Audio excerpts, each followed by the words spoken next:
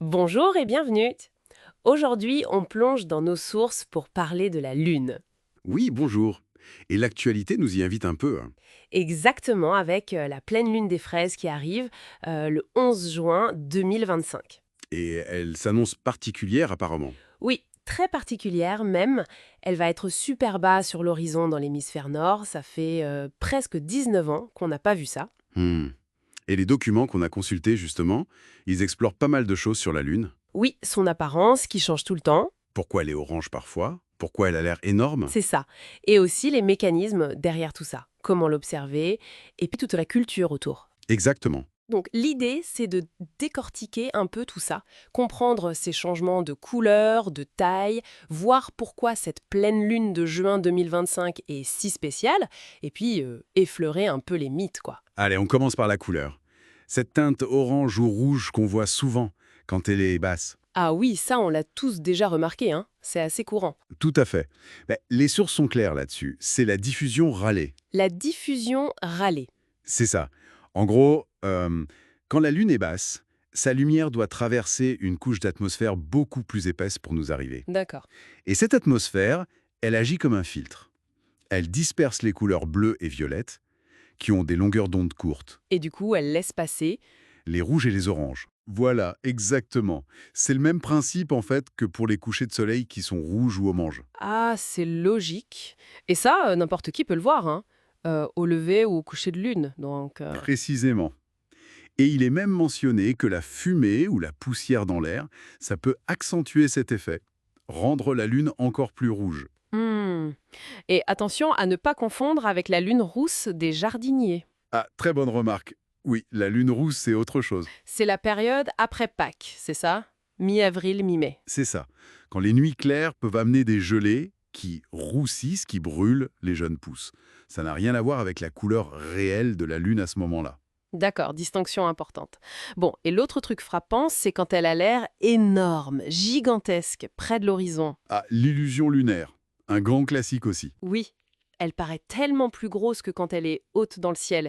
Et pourtant, Pourtant, c'est juste une illusion d'optique. Notre cerveau nous joue des tours. c'est fou ça. Oui, on appelle ça parfois l'illusion de Ponzo ou quelque chose de proche. Le cerveau compare la taille de la Lune aux objets qu'il voit au premier plan sur Terre. Les arbres, les maisons. Et comme on sait que ces objets sont loin, notre cerveau corrige et voit la Lune comme étant beaucoup plus grande qu'elle ne l'est réellement sur notre rétine. Exactement. Alors que si on prend une photo, sa taille est constante, qu'elle soit haute ou basse. Ce n'est pas un phénomène physique de l'atmosphère comme pour la couleur. C'est fascinant comme notre perception peut être différente de la réalité physique. Bon, revenons à cette fameuse pleine lune du 11 juin 2025, la lune des fraises. Joli nom. Oui, ça viendrait principalement des tribus amérindiennes algonquines. Pour elles, juin, c'était la saison de la cueillette des fraises. Logique. Et en Europe, elle a d'autres noms? Oui, on parle de lune des roses ou même lune de miel. Ça fait référence aux fleurs ou peut-être au mariage de juin, traditionnellement. D'accord. Et ce qui la rend spéciale en 2025, c'est donc sa trajectoire très basse. C'est tout à fait ça. Elle arrive à un moment proche de ce qu'on appelle le grand arrêt lunaire majeur. Le grand arrêt. Hmm. Lunaire majeur. C'est un point extrême dans un cycle qui dure 18,6 ans. Ce cycle change l'inclinaison de l'orbite de la Lune par rapport à l'équateur de la Terre.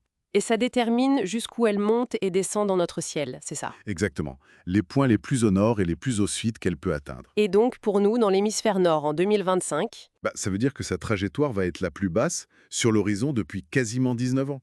Et elle ne sera pas aussi basse avant 2043. waouh. Et dans l'hémisphère sud, c'est l'inverse. Oui, pour eux, elle sera au plus haut. Donc, si on récapitule, elle sera très basse, donc potentiellement très colorée, orangée, Oui, à cause de l'atmosphère. et en plus, elle nous paraîtra énorme à cause de l'illusion lunaire. Voilà un double spectacle potentiel. Les sources mentionnent aussi qu'elle sera dans la constellation d'Ophiuchus. Et bon, certaines interprétations astrologiques y voient des thèmes d'expansion, d'optimisme. C'est une perspective qu'on trouve dans les documents, hein. Tout à fait. Et cette lune de juin, elle illustre bien à quel point cet astre nous fascine depuis toujours.